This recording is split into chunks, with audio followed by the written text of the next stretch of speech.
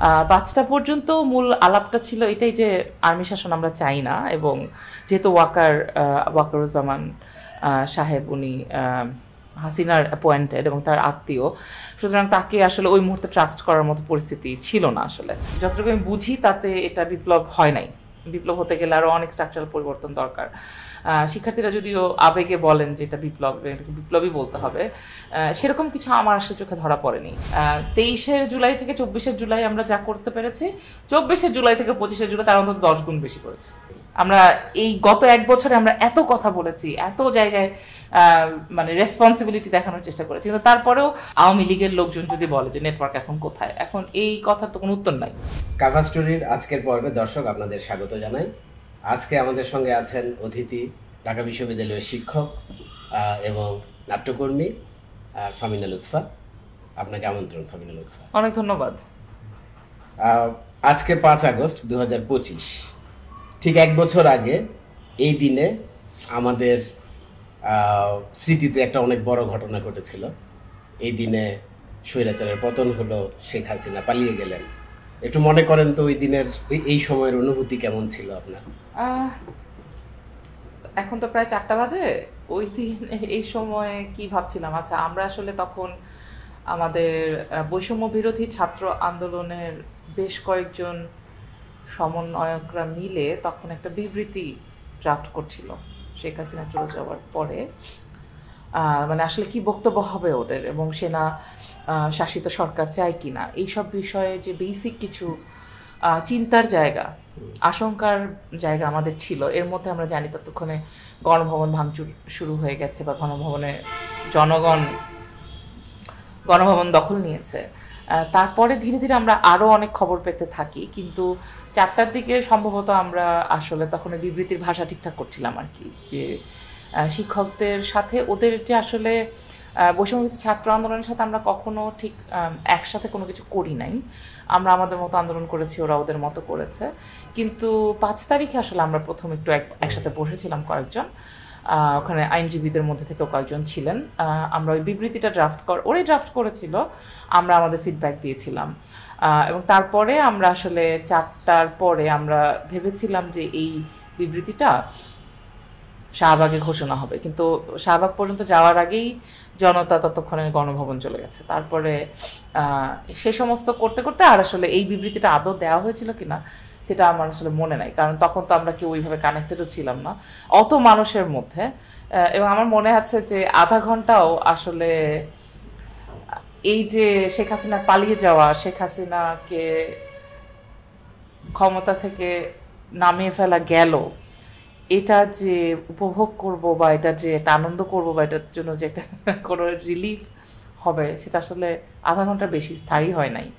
কারণ গণভবন, তারপর জাতীয় সংসদ ভবন, তারপর 32 নাম্বার, নানান জায়গায়, আবার দেশের অন্যান্য বিভিন্ন জায়গা থেকে ভাস্কর্য ভাঙচুর, তারপর শিল্প স্থাপনা ভাঙচুর, এগুলোর খবর আসতে শুরু করে। তো আমার যতটুকু মনে আছে 5টার দিকে 5টা সাড়ে 5টার দিকে আমরা আসলে সিদ্ধান্ত নিই যে আমরা একটা প্রেস কনফারেন্স করবো। আমরা মধুর ক্যান্টিনে একটা প্রেস কনফারেন্সও করি 6টার সময়। যে প্রেস কনফারেন্স থেকে আমরা জনগণকে শান্ত থাকার আহ্বান জানাই, আইন নিজের হাতে না তুলে নেওয়ার জন্য বলি, এবং আক্রমণ না করার, প্রতিশোধ পরায়ণ না হয়। শুধু শিক্ষক নেটওয়ার্ক নাকি বৈষম্যবিরোধী ছাত্র আন্দোলন? শুধু শিক্ষক নেটওয়ার্ক। তারপরে তো মানে যখন ওই আমরা বৈষম্যবিরোধী ছাত্র আন্দোলনকে বোধহয় ওই দিন কোনো বিবৃতি দিতেই দেখি নাই। হ্যাঁ, মানে ওই বিবৃতি লেখাটাকা হয়ে গেল, ওরা বের হয়ে গেল, আমরাও ভাবলাম যে ওদের পিছন পিছন যাই। ওখানে গিয়ে যদি দেয়া হয়, ওরা আমাদেরকে বললো যে ওখান থেকে ঘোষণা দেওয়া হবে, আপনারা চলেন। তারপর আমরা যথারীতি লক্ষ লক্ষ মানুষের মাঝখানে ওদেরকে হারাই ফেললাম। তারপরে আমার যতটুকু মনে আছে বোধহয় আমরা 2-3 জন ছিলাম শিক্ষকদের তরফ থেকে, ওই পর্যন্ত যেতেই পারি নাই। এবং তখন দেখলাম যে মানুষ খালি যাচ্ছে। এবং আচ্ছা, এর মধ্যে তো ধরেন ক্যান্টনমেন্টও ডাক পড়লো, সেইটা কোন সময় এবং কারা কারা গেল? ক্যান্টনমেন্ট তো আরো সকালে। আচ্ছা, ক্যান্টনমেন্ট বোধহয় আরেকটু আগে। এবং আমি ডাক পাইনি, এটুকু জানি, কে ডাক পেয়েছে তা তো বলতে পারি না। তবে আমরা রাজনৈতিক দলগুলোর নেতৃবৃন্দকে দেখেছি, ওটা তো আমরা টেলিভিশনেই দেখেছি। এর বাইরে আমরা আসলে কিছু জানতাম না। কিন্তু তখনও পর্যন্ত, মানে আমি বলছি বিকাল 4টা, সাড়ে 4টা, 5টা পর্যন্ত কিন্তু ছাত্র সমন্বয়করা আমাদের সাথেই ছিলেন। নাহিদ শাহবাগে পৌঁছেছে 1টা বা 1:30টার দিকে, এবং ও আমার সামনে দিয়ে গেছে। আমাদের একজনের বাসায় ছিল, এবং ওখান থেকে ওই আমাদের শিক্ষকই ওকে ওখানে এনে ওই শাহবাগ পর্যন্ত পৌঁছে দিয়েছেন। সুতরাং ওই পর্যন্ত আমরা জানি যে ওদের সাথে আর্মির কোনো যোগাযোগ হয় নাই। আর্মির সাথে যা যোগাযোগ ছিল সেটা আমরা অন্যান্য মাধ্যমে জানতে পারছিলাম, কিন্তু ওদের সাথে আর্মি কোনো যোগাযোগ করছে এরকম আমরা কিছু তখনও পর্যন্ত জানি নাই। এবং 5টা পর্যন্ত মূল আলাপটা ছিল এটাই যে আর্মি শাসন আমরা চাই না, এবং যেহেতু ওয়াকারুজ্জামান সাহেব উনি হাসিনার অ্যাপয়েন্টেড এবং তার আত্মীয়, সুতরাং তাকে আসলে ওই মুহূর্তে ট্রাস্ট করার মতো পরিস্থিতি ছিল না আসলে।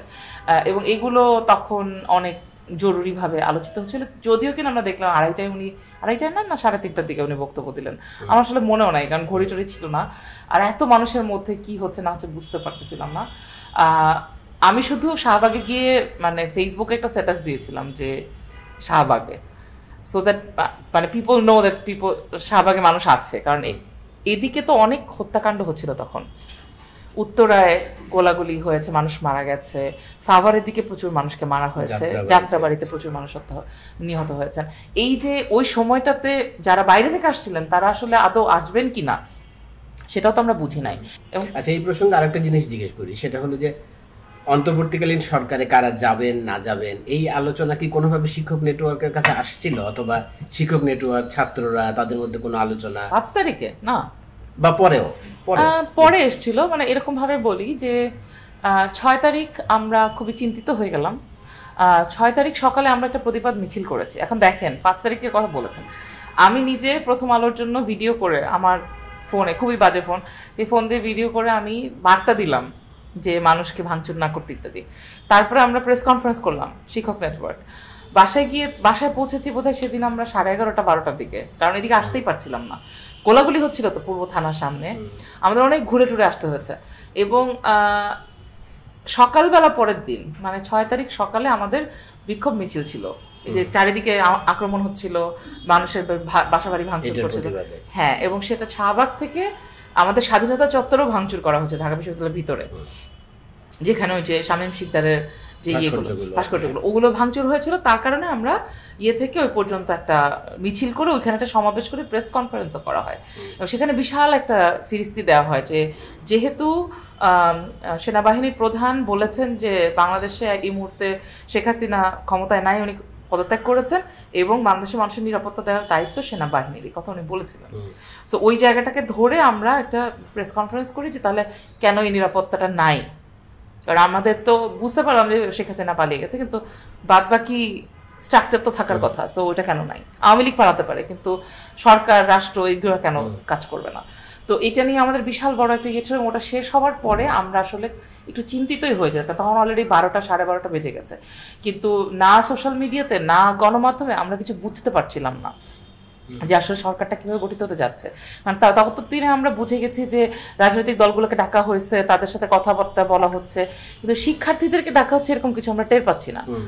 তখন আমরা এটা নিয়ে একটা মিটিংয়ে বসি, এবং আমরা ঢাকা ইউনিভার্সিটির ভিতরেই অনেক বিশ্ববিদ্যালয়ের শিক্ষকরা ছিলেন, মানে মূলত যারা ওইখানে ওই আয়োজনটাতে এসেছিলেন তারাই আবার গিয়ে আমরা বসি, এবং তারপর আমরা ওদের সাথে কন্টিনিউয়াসলি যোগাযোগ করার চেষ্টা করতে থাকি যে আসলে যদি ওদেরকে বাদ দিয়ে সেনাবাহিনী কিছু করতে চায় তাহলে সেটা তো আসলে মানুষ মেনে নিবে না, যেটাই হোক এটা ওদের মানে ওই মুহূর্তে বৈষম্যবিরোধী ছাত্র আন্দোলন বা শিক্ষার্থীদের যে আন্দোলন ছিল তাদের মাধ্যমেই হইতে হবে, এটা হচ্ছে আমাদের তখনকার বুঝ ছিল।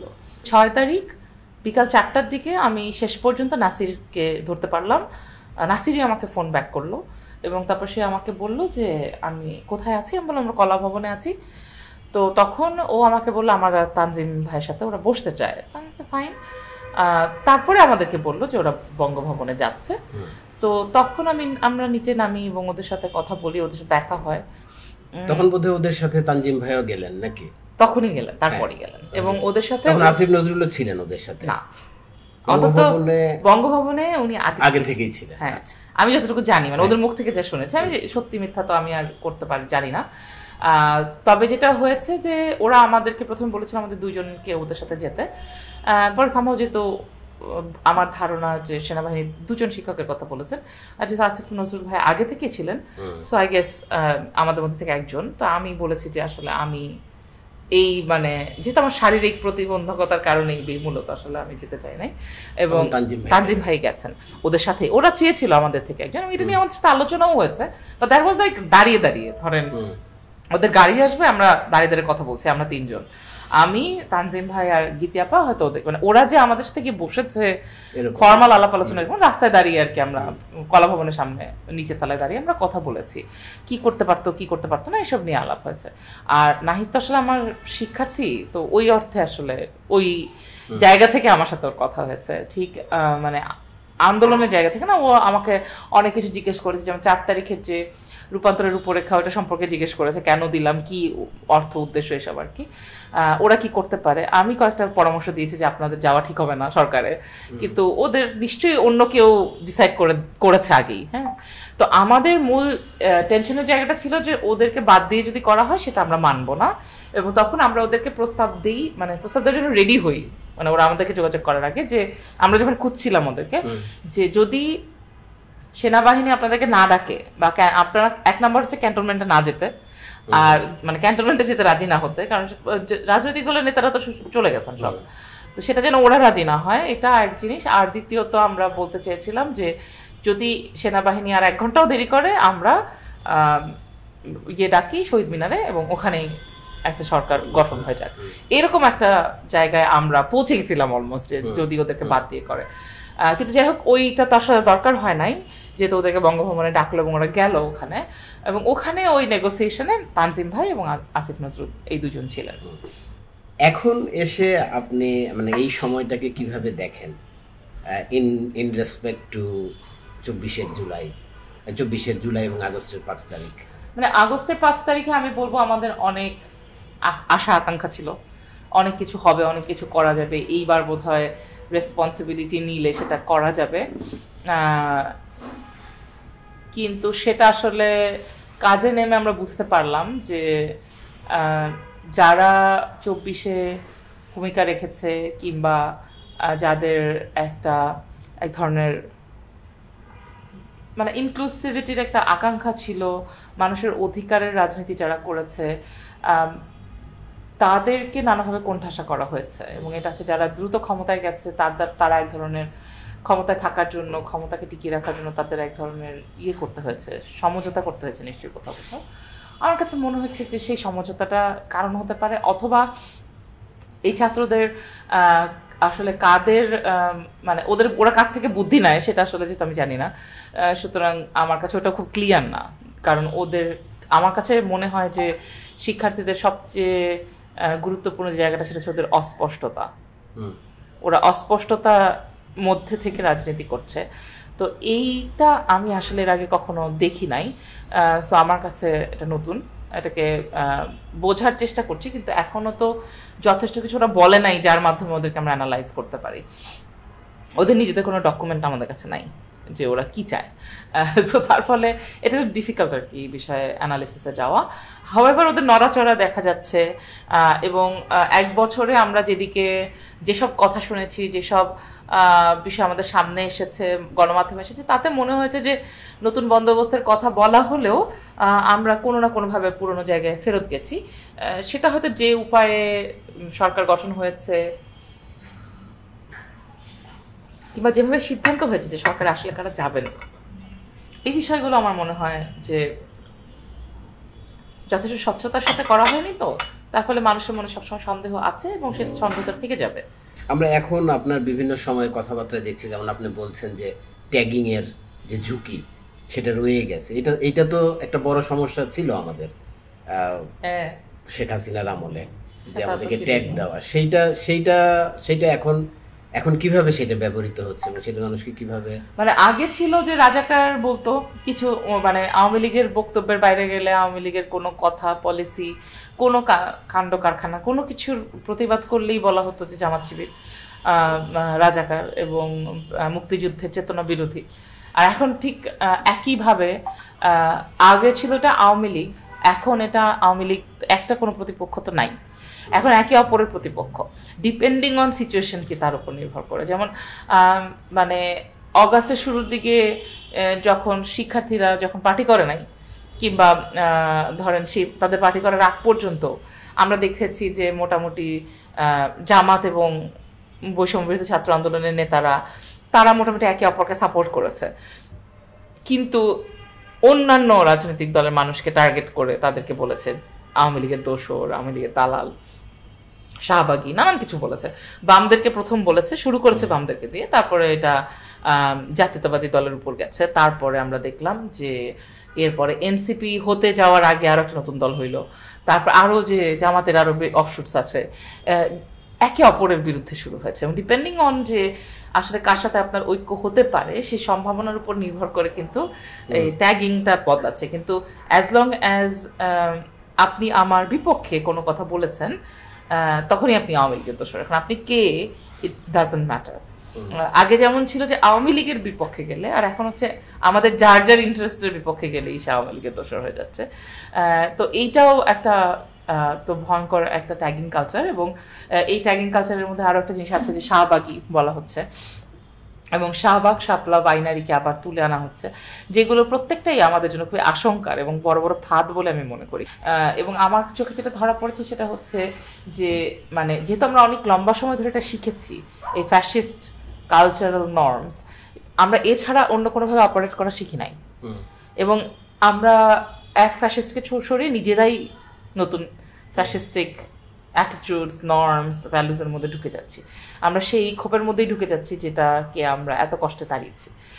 অনেকেই এক বছরের মাথায় এসে ধরেন বলছেন যে এইটা যদি বিপ্লব নাও হয়, ধরেন আমরা অভ্যুত্থানও বলি, তাহলে বেহাত অভ্যুত্থান।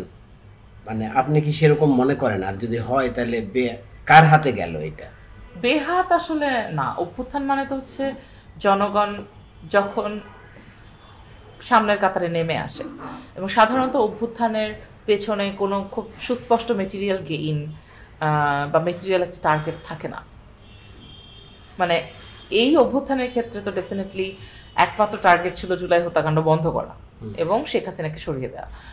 এছাড়া মানে আপনি যদি 18 তারিখের পরে থেকে দেখেন, 18 জুলাইয়ের পরে থেকে যখন থেকে সাধারণ মানুষ, সাধারণ সর্বস্তরের সাধারণ নাগরিকরা এই আন্দোলনের মধ্যে যুক্ত হয়ে গেছে, এটা শিক্ষার্থীদের কোটার বা চাকরির আন্দোলন নাই, তখন থেকে যদি আপনি তাকান তাহলে আপনি দেখবেন যে আসলে যারা রাস্তায় নেমেছে, ছাত্রদেরকে বাঁচানোর চেষ্টা করেছে, এদেরকে পানি খাইয়েছে, এদের কারোরই কোনো মেটেরিয়াল গেইনের আশা ছিল না। বা তারা এই আন্দোলন করে কেউ উপদেষ্টা হবে, কেউ ভিসি হবে, এসব আশা আকাঙ্ক্ষা কারো ছিল না। জাস্ট কারণ বাসায় বসে থাকা অসম্ভব ছিল, কারণ তখন না নামলে নিজের বিবেকের কাছে মানে বাধা পড়তে হতো যে এতগুলো মানে শিক্ষার্থীকে মেরে ফেলা হচ্ছে, আমরা কিছু বলছি না নাগরিক হিসেবে। ওই জায়গা, ওই তাড়না থেকে, এক ধরনের সেন্স অফ ডিউটি থেকে মানুষ রাস্তায় নেমেছিল। শেখ হাসিনা চলে যাওয়ার পরে মনে হয়েছিল এটা একটা অভূতপূর্ব সুযোগ সৃষ্টি হয়েছে, যেই সুযোগটা যে শিক্ষার্থীদেরকে আমরা সারা জীবন অ্যাপলিটিক্যাল বলেছি, আই হেট পলিটিক্সের জেনারেশন বলেছি, তারাই এই প্রবল পলিটিক্যাল কাণ্ডটি ঘটিয়েছে। এবং এই ঘটানোর ফলে সকলের নানান রকম আকাঙ্ক্ষা থাকতে পারে, কিন্তু ওই মুহূর্তের একমাত্র আকাঙ্ক্ষা ছিল গণহত্যাটা বন্ধ, ওই হত্যাকাণ্ডগুলো বন্ধ করা। গণহত্যা বলাটাও ভুল হবে, এটা আসলে মানবতা বিরোধী অপরাধ।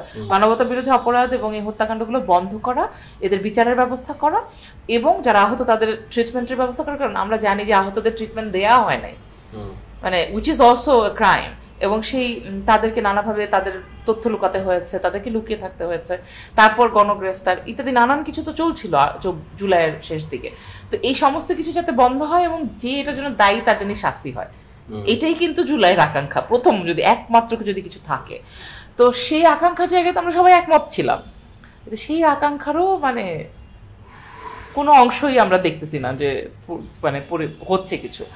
তার ফলে বেহাতের চাইতে বড় কথা, এটা কারো হাতে যায়নি, we just missed the opportunity. আমি বলবো না যে আমি প্রতারিত বোধ করি, আমি করি না, কারণ আমি কারো কথায় কারো জন্য এই অভ্যুত্থানে যাইনি। আমি গিয়েছিলাম কারণ আমার বিবেকের কারণে, আমার মনে হয়েছিল যে এটা হচ্ছে আমার ডিউটি, আমার শিক্ষার্থীদেরকে মারছে এবং তাদেরকে হত্যা করা হচ্ছে, এই অবস্থায় আমি বাসায় বসে থাকতে পারবো না, আমার ওদের পাশে যেতে হবে। আপনি বলছেন যে এটা কারো হাতে যায়নি, কিন্তু অনেকেই যেমন ডানপন্থীরা তারা কিন্তু বলছেন, মনেও বলছেন যে এটা তাদের হাতে আসছে এটা, এবং এটাকে হয়তো আরো এগিয়ে নিতে হবে, এইটা ওনারা বলছেন। আমিও তো বলবো এটা না, আমিও তো বলবো যে এটা আমাদের একটা opportunity to make changes towards A positive direction, towards A liberal direction, towards a democratic direction. কিন্তু ধরেন একইভাবে ডানপন্থী যারা তারাও বলবে যে এটা হচ্ছে আরো বেশি কনজারভেটিভ করার জন্য এটা একটা অসাধারণ অপরচুনিটি। এখন আমরা যারা লিবারেল ডেমোক্রেটিক বাংলাদেশ চাই তারা কি একসাথে হয়ে এই ফোর্সের সাথে সেই বুদ্ধিবৃত্তিক লড়াই, সেই পলিটিক্যাল লড়াইটা করার জন্য রেডি আছি? নাই। কারণ আপনি দেখেন ঐক্যমত্য কমিশনে আপনি কয়জন নারীকে দেখতে পাচ্ছেন? ঐক্যমত্য কমিশনে একজন নারীও নাই। যারা পলিটিক্যাল পার্টিগুলো ওখানে গিয়ে কথা বলছেন তাদের মধ্যে কেউ মানে অলমোস্ট মানে নন এক্সিস্টেন্ট নারীদের সংখ্যা।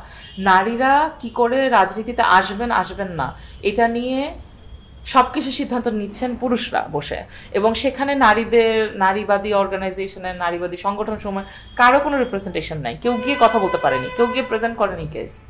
3টা কমিশন সম্পূর্ণ 3 রকমের 3টা রাস্তা বলেছেন নারীর রাজনৈতিক ক্ষমতায়নের ক্ষেত্রে, কিন্তু 3টা রাস্তা এত ডিফারেন্ট, অথচ তারা কিন্তু 3টা কমিশন বসে আমাদের জন্য একটা অ্যাটলিস্ট যাওয়ার রাস্তার মতো একটা রাস্তা দিতে পারতেন, যে 3টা কমিশনেই আমরা দিচ্ছি, এবং 3টা একদম 3 রকম কথা। কমিশনের কথা যেহেতু বলছেন, নারী কমিশনের ব্যাপারটাকে আপনি কিভাবে দেখবেন? প্রথমত হচ্ছে যে সরকার তার প্রাথমিক যে 6টা কমিশন তার মধ্যে নারী কমিশন করলো না, এটা পরের ধাপে জোরাজোরি করে আমরা আদায় করলাম। এবং তারপরেও কমিশনের যে রিপোর্ট দেওয়া হলো এবং তারপরে যা হলো আর কি, এবং সরকারও সেটা নিয়ে, এটাকে আপনি কিভাবে মূল্যায়ন করেন? সরকারকে তো মানে অনেকে সরকারকে নিয়ে অনেক রকম শব্দ ভাষা ব্যবহার করেছেন, কিন্তু আমি আসলে গত 1 বছরে যাদের ব্যাপারে আমি সবচেয়ে হতাশ, মানে আমার কাছে মনে হয়েছে তারা তাদের টিওআরে যা ছিল তার 1%ও করেন নাই, তারা হচ্ছে সরকার। তারপর হচ্ছে রাজনৈতিক দলগুলো খুবই মানে পুরনো রাস্তায় হাঁটছেন, পুরনো চিন্তা করছেন, পুরনোভাবেই মানে একেবারেই যেন অ্যাজ ইফ এখানে 15 বছরের আওয়ামী দুঃশাসন ছিল না, এরকম একটা জায়গা থেকে ওনারা কিন্তু অপারেট করছেন। এবং যে সুযোগটা ছিল মানুষের অধিকার নিশ্চিত করার, সেই সুযোগটা আসলে আমরা যেহেতু সংগঠিত না সেই কারণে আমরা হারাচ্ছি।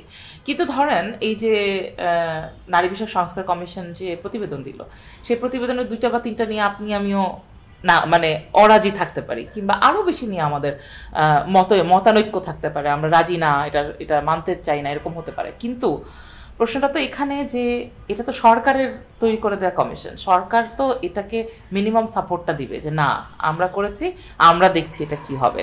এরকম গালাগাল করা হচ্ছে, এই করা হচ্ছে, কোনো ধরনের আওয়াজই করলো না, মানে মনে হলো যে সরকার বলে আসলে কিছু নাই।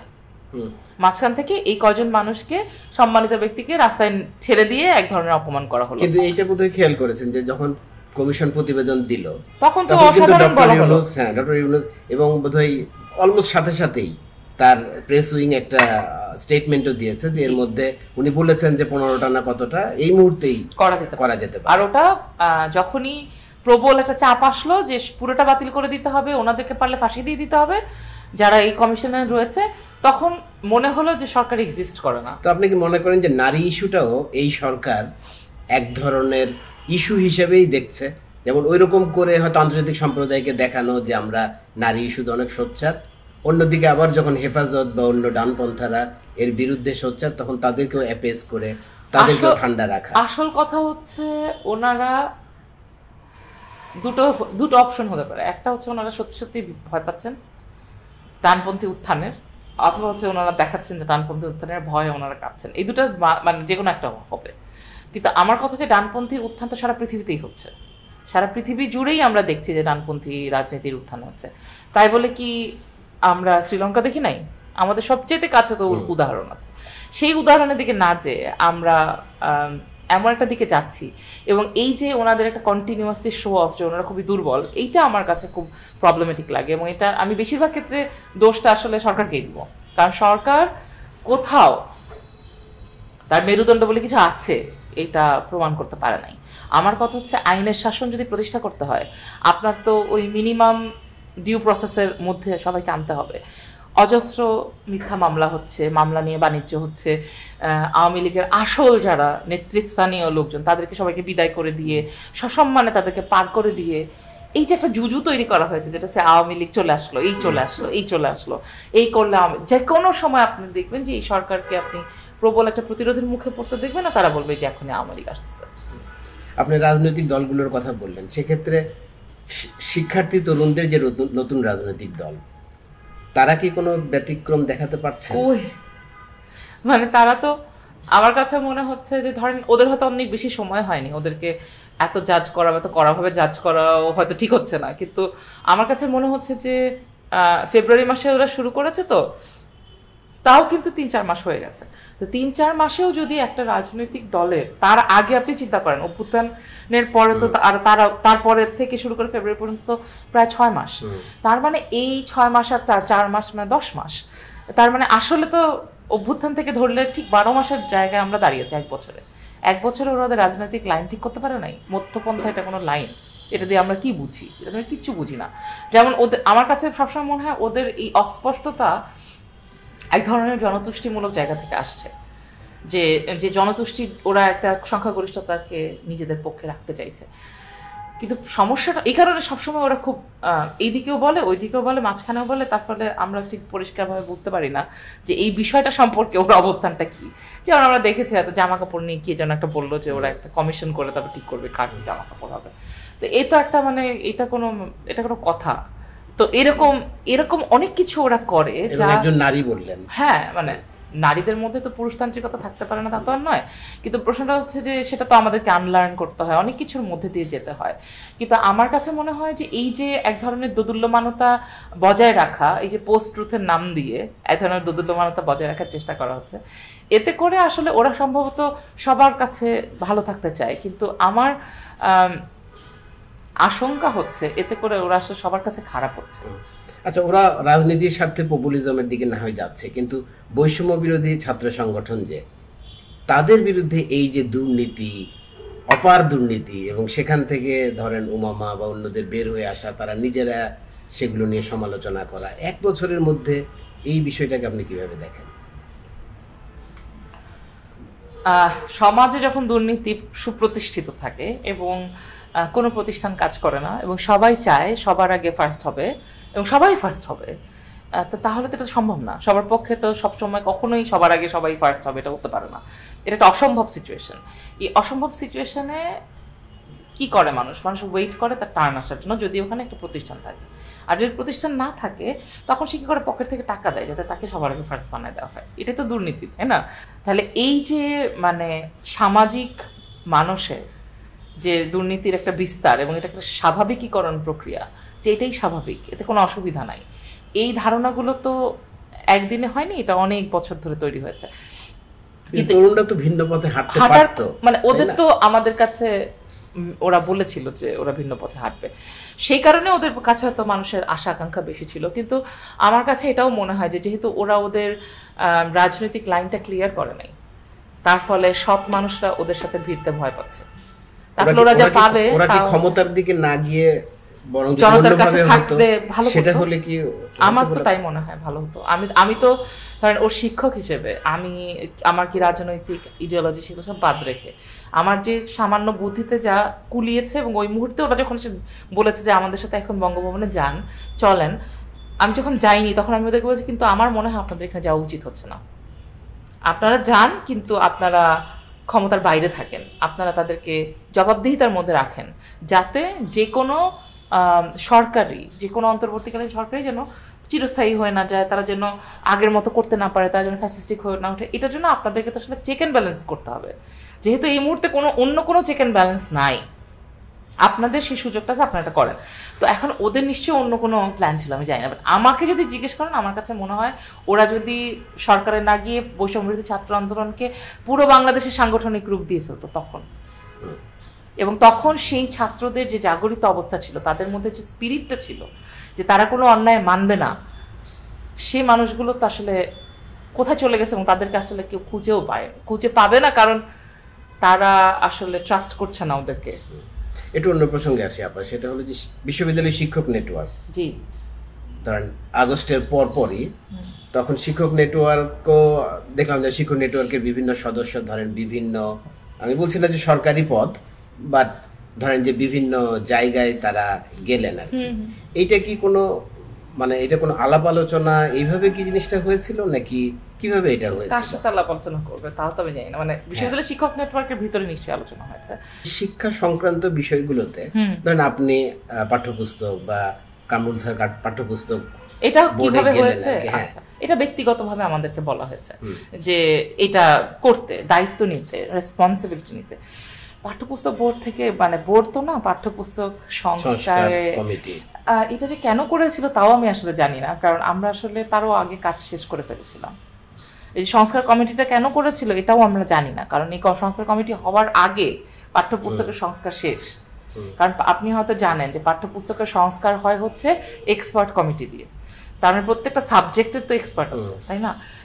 সামাজিক বিজ্ঞান সাবজেক্টের এক্সপার্টের একটা কমিটি আছে, সেখানে আমি সমাজবিজ্ঞানের শিক্ষক, আমি সমাজবিজ্ঞান পড়াচ্ছি আজকে 25 বছর। সমাজবিজ্ঞানের একজন, নৃবিজ্ঞানের একজন, ইতিহাসের একজন, আর্কিওলজির একজন এবং একজন গণযোগাযোগের, এই 5 জন মিলে সামাজিক বিজ্ঞানের এক্সপার্ট কমিটি। আবার ঠিক একইভাবে ফিজিক্সের, ম্যাথসের, জীববিজ্ঞানের, কেমিস্ট্রির আলাদা আলাদা এক্সপার্ট কমিটি। এরকম সম্ভবত 57 জন বা 66 জন এরকম একটা কোনো নাম্বার, যে অনেকগুলো গ্রুপ। যেমন সামাজিক বিজ্ঞানের আন্ডারে যেরকম আমরা দেখলাম যে 9-10-এর গিয়ে বই হচ্ছে পৌরনীতি, ভূগোল, এগুলো আবার আলাদা হয়ে গেছে, অর্থনীতি 3টা। এখন এই 3টা হওয়াতে এইটা তো আবার একটু মানে উপরের দিকের সাবজেক্ট, তার ফলে একটু স্পেশালাইজেশন লাগে। আমাদের মধ্যে না কেউ অর্থনীতির ছিলেন, না কেউ মানে রাষ্ট্রবিজ্ঞানের ছিলেন, না কেউ ভূগোলের ছিলেন। তখন আমরা ওনাদের পুল আছে, ওনাদের নিজস্ব লিস্ট আছে, যে লিস্টে নাম থাকে, যে নামগুলোর মধ্যে থেকে বেছে নিতে হয়। সেই পুল থেকে আমরা একজন অর্থনীতি শিক্ষককে অর্থনীতির বইটা দিলাম, একজন রাষ্ট্রবিজ্ঞান আন্তর্জাতিক সম্পর্কের একজনকে রাষ্ট্রবিজ্ঞান বইটা দিলাম, পরিণীতি বইটা, আর ভূগোল বিভাগের একজন শিক্ষককে ভূগোল বইটা দিলাম। তো এখানে কিন্তু আমাদের ব্যক্তিগত যোগাযোগ ইত্যাদির কোনো উপায়ই নাই, কারণ ওদের একটা লিস্ট আছে, এবং সেই লিস্টের বেসিসে ইংরেজির জন্য একটা বিশাল বড় টিম ছিল, এবং সেই লিস্টের বেসিসেই সব কাজ হয়ে গেছে। কাজের প্রায় শেষ পর্যায়ে এসে এই জিনিসটা করা হলো, এবং আমাদেরকে মন্ত্রণালয়ের ভেতর থেকে আমলারা বললেন, বিশেষ করে যিনি সম্ভবত অতিরিক্ত সচিব বা এরকম কিছু একজন, উনি এসে বললেন যে এইরকম একটা কমিটি না করলে নাকি জিনিসটা হবে না, মানে এটা নাকি কি কি প্রক্রিয়া আছে, যে টেন্ডার ফেন্ডার ইত্যাদির ব্যাপার। এবং তখন আমাদেরকে মানে ওয়াহিদুদ্দিন মাহমুদ স্যার আমাদের 3 জনকে বললেন যে এই 3 জন থাকুক, উনি চান, এবং আমাদেরকে উনি ডাকলেন সেই মিটিংয়ে। তো আমরা যেহেতু অলরেডি ওখানেই কাজ করছিলাম, ওখানে পাশের রুমে গিয়ে বসে আমরা কথা বলে আবার চলে আসছি, তো আমাদের কোনো আপত্তি হয়। আমি শুধু বলেছিলাম যে স্যার কোনো কমিটিতে আমাদেরকে রাখেন না, কারণ এটা পরে কথা হবে। এবং উনি তখন এই যে আমি আর মামুন ভাই বলেছিলাম যে আমাদেরকে রাখবেন না, এটা উনি শুনেন নাই। তো উনি তো আমাদেরকে কমিটিতে রেখেছেন, এবং তারপরে যা হওয়ার তাই হয়েছে। পরবর্তীতে উনি সাথে সাথে ভয় পেয়ে ওই কমিটিই বাতিল করে দিয়েছেন। সো কমিটি কেন করেছেন, কমিটি বাতিল কেন করেছেন, এগুলো ওনাকেই জিজ্ঞেস করতে পারেন, কারণ আমি না জানতাম কমিটি হওয়ার সময় কোনো মিটিংয়ে যাইও নাই, কারণ মিটিং ডাকতে হচ্ছে শিক্ষা মন্ত্রণালয়ে। আর আমি তো যেমন বলেছিলাম যে আমরা শিক্ষা মন্ত্রণালয়ে যেতে চাইতাম না, কারণ শিক্ষা মন্ত্রণালয় তখনও ভিসি হওয়ার প্রত্যাশীরা সবাই ঘোরাঘুরি করতো, এবং এই ট্যাগটা আসলে আমরা লাগাইতে চাই না, কারণ আমরা বুঝেছিলাম যে আমরা কোথাও না গেলেও আমাদের এটা শুনতে হবে। যেমন আপনি যেরকম বললেন যে অনেকে অনেক পদে গেছেন, আমরা একদম পরিষ্কার, যখন যে প্রথম বাংলা একাডেমির ডিজি হলেন আজম ভাই, কিংবা আর কে হলেন কিছু, তানজিম ভাই গেলেন হচ্ছে ইউজিসিতে, তারপরে হাসিব ভাই গেলেন বুয়েটের প্রভিসি হয়ে, এবং সাইদ ফেরদৌস ভাই হলেন প্রভিসি, উন্মুক্ত বিশ্ববিদ্যালয়ের প্রভিসি। যেই মুহূর্তে ওনাদের এই পদগুলো ওনারা নিয়েছেন বলে আমাদের জানালেন, আমরা মিটিং করলাম, এবং মিটিংয়ের পরে আমরা পাবলিকলি পোস্ট দিলাম যে এনারা আমাদের সদস্য থাকতে পারবেন, ওনারা মানে আমাদের প্রোগ্রামে আসতে পারবেন, কিন্তু ওনারা কোনো সিদ্ধান্ত গ্রহণের কোনো মিটিংয়ে কোথাও আসতে পারবেন না, এবং ওনাদেরকে কখনো বক্তব্য দিতেও ডাকা হয় নাই। যদি আমরা কোথাও কোনো গেট টুগেদার করেছি তো তখন এসছেন, কিন্তু ওনারা মানে আমাদের আর ডিসিশন মেকিং বডির মধ্যে ওনারা নাই। অনেকেই কিন্তু এখন আবার এই সমালোচনা করেন যে শিক্ষক নেটওয়ার্ককে আগের মতো অত বেশি অ্যাক্টিভ দেখা যাচ্ছে না। এটা আসলে ফাহমিদুল হক লিখেছিল, আমার ঠিক নাম্বারটা মনে নেই, ওটাই আমি খুঁজতেছিলাম, যে আমরা গত 1 বছরে কতটা বিবৃতি, মানে কত বিবৃতি, কতবার রাস্তায় দাঁড়ানো, প্রেস কনফারেন্স, কত কি করেছি এই সরকারের, যেখানে যেখানে যখন পাহাড়ে যখন আক্রমণ হয়েছে, নারীর উপরে যখন আক্রমণ হয়েছে, ভাঙচুর করা হয়েছে বিভিন্ন কিছু, বললাম আমরা 5 তারিখ থেকেই করছি। মানে 24শে জুলাইয়ের থেকে যদি আমি পিছন দিকে যাই, যে 23শে জুলাই থেকে 24শে জুলাই পর্যন্ত আমরা কয়টা কি করতে পেরেছি, এটাও কিন্তু এখন 24শে জুলাই থেকে 25শে জুলাই পর্যন্ত যা করেছি তার অন্তত 10 ভাগের 1 ভাগও হবে না।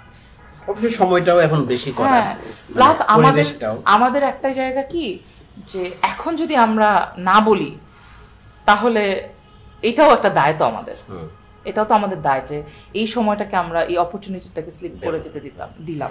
একটু অন্যদিকে আসি আপনার, সেটা হলো যে আপনি তো শিল্প সংস্কৃতিরও মানুষ এবং শিল্প সংস্কৃতি করা হচ্ছে না, শিল্পকলা একাডেমির বোধহয় কাউন্সিলেরও মেম্বার, পরিষদের মেম্বার।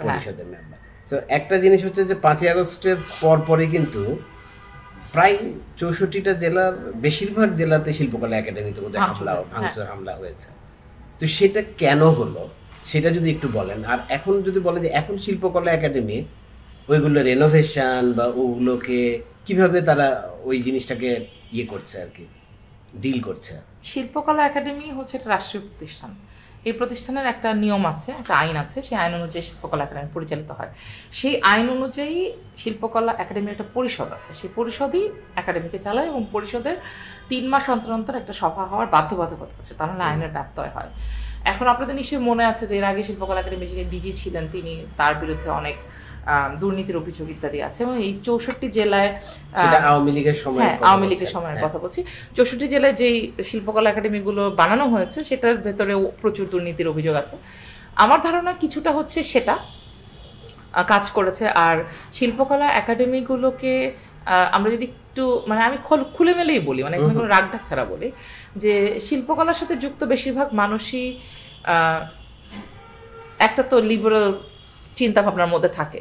এই লিবারেল চিন্তাভাবনা বা কাজের ধরনের কারণে তাদের বেশিরভাগ অংশই আওয়ামী লীগকে সাপোর্ট করেছে, এটা অস্বীকার করার কিছুই নাই। এবং তাদের সাপোর্টেই আওয়ামী ফ্যাসিবাদ এত শক্ত হয়েছে, এত পরিপুষ্ট হয়েছে। তারা কেউ কখনো তাদের যে মূল দায়িত্ব ছিল শিল্পী হিসেবে, যে অন্যায়ের বিরুদ্ধে কথা বলা, নিপীড়নের উল্টা দিকে দাঁড়ানো বা প্রতিরোধ করা, এগুলো তারা কখনো করেননি। তারা সর্ব অবস্থাতে আওয়ামী লীগের এই ন্যারেটিভটাকে স্ট্রং করে গেছেন। সুতরাং শিল্পকলার প্রতি এক ধরনের আক্রোশ আসতে পারে সাধারণ জনগণের ভেতর থেকে, যে এদের যে দায়িত্বটা তারা পালন করেনি, সেজন্য সেই জায়গা থেকে হতে পারে। কিন্তু আমাদের একটা বিষয় ছিল কি, যে বিক্ষুব্ধ থিয়েটার কর্মী বলে একটা গ্রুপ ছিল, যারা খুবই মানে ছোট্ট গ্রুপ, কিন্তু যারা জুলাই আন্দোলনের মধ্যে ছিল, তারা বেশ কয়েকটা প্রোগ্রাম করেছিল ওই সময়, যার মধ্যে দিয়ে যে শিল্পকলা ভাঙচুর কিভাবে এগুলোকে সলভ করা যায় এবং কিভাবে শিল্পকলাগুলোকে আস্তে আস্তে আসলে আমাদের কালচারের হাব হিসেবে তৈরি করা যায়, এগুলো নিয়ে অনেক লম্বা প্রস্তাব আমাদের ছিল এবং এটা নিয়ে ডিসকাশন হয়েছে। এবং সেগুলোতে জামিল ভাই পার্টও ছিলেন। এবং জামিল ভাই যখন ওখানে যান তখন আমাদেরকে উনি কথা দিয়েছিলেন যে শিল্পকলা পরিষদের যে আইনটা, সেই আইনটাকে আমলামুক্ত করবেন এবং উনি আইনটাকে রিভাইজ করবেন। তো এটা আমার জন্য একটা ইনসেন্টিভ ছিল, কারণ আমার তখন সময় দেওয়ার খুবই কঠিন ছিল। তারপরেও আমি ভেবেছি যে যদি এই কাজটাতে আমি যুক্ত হতে পারি তাহলে সর্ব অর্থেই ভালো হবে। এবং যেহেতু পরিষদটা খুব সুন্দর হয়েছিল, মানে আমরা যে পরিষদ পেয়েছি আমি মনে করি যথেষ্ট রিপ্রেজেন্টেটিভ, কিন্তু ওই একটা মিটিংয়ের পরে আর তো কিছু হয় নাই। এবং হয় নাই বলতে যে ছোট ছোট কমিটি করা হয়েছে আইনের, শুধু ওই আইনটাই না, আরও অনেকগুলো নীতিমালা ইত্যাদি করবার জন্য আলাদা আলাদা কমিটি হয়েছে। সেই কমিটিগুলো 3 মাসের মধ্যে সমস্ত কাজ শেষ করে তাদের যে রেকমেন্ডেশন, প্রত্যেকটা কমিটি রেকমেন্ডেশন ফাইনাল করেছে। তাহলে আইনি বাধ্যবাধকতাটা তারা কেমনে পূরণ করছেন আমি জানি না। এই প্রশ্নটা করা উচিত সংস্কৃতি উপদেষ্টাকে। জামিল স্যার চলে যাওয়ার পরেও তো অনেকগুলো মাস চলে গেল। জামিল স্যার চলে যাওয়ার পরে তো এখনো পর্যন্ত কোনো ডিজি নাই। হ্যাঁ, রুটিন দায়িত্বে আছেন শিল্পকলার যিনি সচিব, তিনি শিল্পকলার সচিব। যেহেতু আসলে উনি শিল্পকলার সচিব হলে উনি বোধহয় পদমর্যাদায় বোধহয় উপসচিব, বা আমি ঠিক শিওর না উনি পদমর্যাদা কি সরকারি। তো উনি খুব একটা বড় অফিসার না, তার ফলে উনি ডিজি হওয়ার রুটিন দায়িত্ব পালন করতে পারেন। শিল্পকলা পরিষদের মিটিং উনি ডাকতে পারেন না। এমন কাউকে যদি বসিয়ে রাখা হয় শিল্পকলায়, এবং এই অজুহাতে যদি শিল্পকলা পরিষদের মিটিং মাসের পর মাস না হয়, তার মানে আমরা বুঝি যে আসলে শিল্পকলা পরিষদটা কাজ করুক, এটা সরকার চাচ্ছে না। আমাদের একটা অন্যতম দাবি ছিল যে ঢাকায় যে শিল্পকলা একাডেমি, সেখান থেকে আর্মিকে সরে যেতে হবে, সেটা তো করা হয়নি। আমরা এখনো আর্মির একটা মনে হয় যেন একটা আর্মি ক্যাম্পের মধ্যে কি আমরা নাটক করতেছি, যেটা একটা অস্বাভাবিক ঘটনা। তার পাশেই এনএসআই বিল্ডিং আছে, আরো কত বিল্ডিং আছে, ওখানে ওনারা থাকবেন না। যেখানে শিল্প সাহিত্য সংস্কৃতি করবেন ওখানে এসে ওনারা থাকবেন। অনেকে বলছেন শিল্পকলা একাডেমির সেই জৌলুস বা নাট্যকর্মীরা সেরকম ভাবে আর স্বাভাবিক না। আবেগটা পাচ্ছেন না। স্বাভাবিক না, কারণ আপনি ঢোকার সময় হচ্ছে আপনার এত প্রতিবন্ধকতা। আপনার তো শিল্পকলা একাডেমি তো হবে একটা হাব, কালচারাল হাব, যেখানে মানুষ বাচ্চা কাচ্চা নিয়ে বেড়াতে যাবে, এখানে চা খাবে, ওখানে নাটক দেখবে, ওখানে একটু চিত্রশালা অডিটোরিয়ামে একটু কয়েকটা গ্যালারি ঘুরবে ইত্যাদি। সেটা না হয়ে এখন হয়েছে যে আপনাকে টিকিট দেখাইতে হবে, আপনার বাইরে পাস আছে কিনা দেখাইতে হবে, কোনো একটা কাজ থাকে, আপনি যদি রিহার্সেলেও যান তাও আপনাকে 14টা প্রশ্নের উত্তর দিয়ে তারপর রিহার্সেলে ঢুকতে হবে, কারণ ওটা তো একটা আর্মি ক্যাম্প। ঢাকা শহরে একটা আর্মি ক্যাম্পের মধ্যে আপনি যাচ্ছেন। কেন তারা বলছে? তারা কি নিরাপত্তার অজুহাতে? হ্যাঁ, তারা নিরাপত্তার অজুহাত দেখে, কিন্তু প্রশ্ন হচ্ছে নিরাপত্তার অজুহাতের জন্য সবচাইতে গুরুত্বপূর্ণ স্থাপনা হচ্ছে শিল্পকলা। কারণ তার মানে বোঝা যায় যে এই সরকার আসলে মনে করছে যে শিল্পকলার দরকার নেই এবং নাটকের লোকজনকে গুরুত্ব দেওয়ার প্রয়োজন নাই। ধরেন এক্সপেরিমেন্টাল থিয়েটার হলে একটা গ্রিন রুম, প্রথমে তো 2টা গ্রিন রুমের একটাও দেওয়া হয় নাই আমাদেরকে। এক্সপেরিমেন্টাল থিয়েটার হলে নাটক হচ্ছে, গ্রিন রুম হচ্ছে নাই, টয়লেট নাই, উপরতলায় নিচতলায় গিয়ে টয়লেট যেতে হবে, কারণ ওইখানে 2জন অফিসার থাকছেন। আমি যে কত মানুষকে বলেছি এটা সম্পর্কে, কেউ এটা নিয়ে কোনো কথাই উচ্চারণই করতে পারে না। তা আমার কথা হচ্ছে এতগুলো সরকারি স্থাপনা আশেপাশে রয়েছে, সেখানের কোথাও ওনারা থাকতে পারেন না, ওনারা শিল্পকলাতেই থাকবেন। কারণ আমার কাছে যেটা প্রতিভাত হয় সেটা হচ্ছে এই সরকারের কাছে শিল্পকলা গুরুত্বপূর্ণ না। এবং সেটার সাথে কি আমরা এইটারও মিল পাই যে ধরেন প্রত্যন্ত অঞ্চলে গ্রামে গঞ্জে নাটক বন্ধ করে দেওয়া বা নাটকের দলকে একটা আপোষ মীমাংসার মধ্যে যে মুচলেকা দিয়ে এটা করব ওটা করব এরকম বলে প্রথমে বন্ধ করে দেওয়া হয়, তারপরে ডাকা হয় একটা ইয়েতে, বলা হয় যে এখন অনুমতি দেওয়া। শুধু যে মানে মঞ্চ নাটক তা কিন্তু না, অনেক ক্ষেত্রে মানে মিডিয়ার যে টেলিভিশন বা অন্যান্য যে নাটকগুলো সেগুলোরও কিন্তু প্রবল খরা চলছে।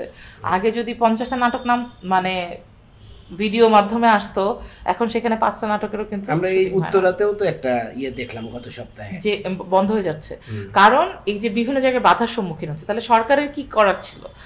সে যে আসলে বাইরে ইমেজের কথা বলে, বাইরে যে টাইমসে যে আসছে যে বাংলাদেশের ডানপন্থার মানে একটা ইয়ে হচ্ছে, রিসার্জেন্স হচ্ছে, তো এটা তারা কিভাবে ট্যাকেল করবে যদি তারা এই জিনিসগুলোকে সাহায্য করতে না পারে? আপনারা বলছেন সরকারের মধ্যে সরকার আছে বা সরকার চায় না, আপনার কি মনে হয় যে সরকারের মধ্যে এই ধারণার যারা তারা কি শক্তিশালী হয়ে উঠেছে? ডেফিনেটলি তারা শক্তিশালী, বা তাদেরকে তারা কাজে লাগাতে পারছেন কাউকে দিয়ে। কারণ আমাদের তো আমরা যা চিনি তাতে তারা তো সবাই রাইটস অ্যাক্টিভিস্ট। এই সরকারে যারা গেছেন তারা বেশিরভাগই মানবাধিকার কর্মী, তো তারা সবাই ডানপন্থী মানবাধিকার কর্মী, এটা তো মানে বিশ্বাস করা একটু কঠিন। কিন্তু তারপরে আমরা দেখতে পাচ্ছি যে তারা যেন ওইদিকে হেলে আছেন, তার মানে কেউ না কেউ তাদেরকে তো ব্যবহার করছে। এই ডানপন্থী কার্যক্রম ব্যবহার করতে পারছে কেন? ধরেন যে রাজনৈতিক দলকে পারে, কারণ তাদের হয়তো ক্ষমতা দীর্ঘায়িত করার একটা ইচ্ছা থাকে। ইনারা যদি নিজেদেরকে অন্তর্বর্তীকালীন সরকারই মনে করে এবং একটা নির্বাচন দিয়ে ওনারা চলে যাবে, তাহলে তো কাউকে অ্যাপেজ করা, কাউকে খুশি দেখে, সেটাই তো আমি ভাববো, তাই না? হ্যাঁ, সেটা তো অত প্রয়োজন হওয়ার কথা না। কিন্তু ওনারা তো আমাদেরকে বলেন যে ওনাদেরকে খুব বহু কষ্টে ওখানে টিকে থাকতে হচ্ছে। কেন এই টিকে থাকা এত জরুরি তা তো আমি জানি না। আমি তো আর সরকারের মানুষ না, কিন্তু আমি তাদেরকে যখনই দেখা হয় তখনই জিজ্ঞেস করি যে আপনারা করতেছেনটা কি ওখানে বসে বসে, এবং তার উত্তরে যা বলেন তার কোনোটাই ঠিক স্যাটিসফ্যাক্টরি আনসার না, যাতে মনে হয় যে ওনারা, আমার এটা ইদানিং মনে হয় যে ওনারা দেখাতে চান যে ওনারা খুবই দুর্বল, কিন্তু আসলে এটা আমার কাছে মনে হয় যে this is also something that they are performing. আমরা প্রায় শেষের দিকে, আমরা যদি আরেকটা জিনিস দেখি, ধরেন এই সরকার আওয়ামী বিরোধিতা করতে গিয়ে কখনো কখনো কি ধরেন মুক্তিযুদ্ধকেই প্রতিপক্ষ বানাচ্ছে বলে আপনার মনে হয়, বা জুলাইকে মুক্তিযুদ্ধের প্রতিপক্ষ হিসাবে উপস্থাপন? সরকার বলতে সরকারের কেউ, কিন্তু সরকার তো সেটা করছে না। হাওয়েভার সরকারকে যাদেরকে আমরা এই মুহূর্তে যাদের আওয়াজ আমরা অনেক শুনতে পাচ্ছি, ডানপন্থীদের আওয়াজ শুনতে পাচ্ছি, কিন্তু ধরেন আমি একটু কথা এর জন্য বলি, কিন্তু সরকার তো ধরেন ডক্টর ইউনূস প্রথম বলেছেন দ্বিতীয় মুক্তিযুদ্ধ, যেটা জামাতের নেতারাও বলেছেন, একই টার্ম কিন্তু ব্যবহার করেছেন তারা খুবই শুরুর দিকে। রিসেট বাটন বলেও বোঝাতে চেয়েছেন যে আমরা অতীতের সবকিছুকে মুছে দিয়ে নতুন করে শুরু করব। তাই সরকার যে একেবারে করছে না, এটাই মানে অতীত বলতে যে আসলে ৭১ পর্যন্ত বোঝাইছে তা তো আসলে আমরা জানি না। সেটা পরে উনি ব্যাখ্যা দিয়েছেন, কিন্তু হয়তো ওনার ব্যাখ্যাটা আমরা ওনার কথাটা মেনেও যদি নেই, তাহলে আমরা কি দেখতে পাই না যে 71 কে উনি দাঁড় করাচ্ছেন। গতকালকে আসিফ নজরুলের যে মন্তব্য সেটা নিয়ে কথা হইতে পারে, যদি উনি পরে এটা রিট্র্যাক্ট করেছেন। মানে এই সরকারকে যদি আমি কোনো বিষয়ে একটা পয়েন্ট দিতে চাই, সেই পয়েন্টটা হবে এখানে যে ওনারা ওই ইগোটা ধরে রাখেন না, কি ওনারা ভুল করলে ওনারা আবার সেটা রিট্রাক্ট করেন। এটাও তো আমাদের আসলে অভ্যাসে নাই, আমরা মেনে নিতে পারতেছি না। কিন্তু এটা আমার কাছে মনে হচ্ছে হ্যাঁ অনেক প্রচুর ভুল করেন, হ্যাঁ প্রচুর ভুল করেন, কিন্তু ভুল করে আবার সেটা রিট্রাক্ট করেন, তার মানে সেজন্য ক্ষমাপ্রার্থী। এটা খুব মানে আমরা আমাদের অনেক দিনের সংস্কৃতিতে নাই, সো এটার জন্য ওনাদেরকে আমি ক্রেডিট দিব। কিন্তু অ্যাপার্ট ফ্রম দ্যাট আমার কাছে মনে হচ্ছে 24কে 71-এর মুখোমুখি করাটা অনেক বেশি একটা বিশেষ রাজনৈতিক মহলের কাজ। এই মহল ছাড়া আর কেউ এটা নিয়ে এটাকে এত বড় করে তুলতে চায় না। আর যারা 71কে মুছে দিতে চায় তারা তো অবশ্যই 24কে 71-এর সাথে গুরুত্বপূর্ণ প্রমাণ করতে চাইবেনি। আমি যেটা দেখতে পাই সেটা হচ্ছে যে যদি আমরা যারা নাগরিক সমাজের অংশ, যারা একটা লিবারাল ডেমোক্রেটিক স্পেস চাই, এবং যারা মনে করি যে জুলাইয়ের আকাঙ্ক্ষা ছিল ইনক্লুসিভিটি, জুলাইয়ের আকাঙ্ক্ষা ছিল বৈষম্যহীনতা, এবং সেই দিকে আমরা আসলে যেতে চাই, তাহলে আসলে আমাদের অনেক কাজ এবং আমরা সংগঠিত নই, আমরা একে অপরের পিছনে লেগে থাকি সবসময়, ছিদ্রান্বেষণ করি। কিন্তু যারা উল্টো দিকে আছে, যারা ডানপন্থী রাজনীতি করছে এবং এই ধরনের ট্র্যাপগুলো আমাদের সমাজের জন্য তৈরি করছে, এবং বাইরে শুধু সমাজের জন্য তো না, এটা তো বহির্বিশ্বে এটার ইম্প্যাক্ট কিন্তু অনেক বড়। কারণ কোনো না কোনোভাবে যদি ফেইল্ড স্টেট, জঙ্গি রাষ্ট্র ইত্যাদি বলে প্রমাণ করে ফেলা যায়, তাহলে তো ওটা অন্য রাজনীতি হয়ে যাবে। ওই রাজনীতিতে বাংলাদেশ পড়ুক, এটা তো বাংলাদেশ সম্পর্কে মানে 1% ভালোবাসা, দেশপ্রেম থাকলেও এটাকে তারা চাওয়ার কথা। এই প্রসঙ্গে শেষ প্রশ্নটা করি, সেটা হলো এই যে ফেইল্ড স্টেটের কথা বললেন, অনেকে কিন্তু এই আশঙ্কাও করছে যে, এবং অনেকে এটার সাথে এই জন্য তুলনা করে যে এটা আমাদের জুলাই আগস্ট কি কালার রেভলিউশন ছিল কিনা।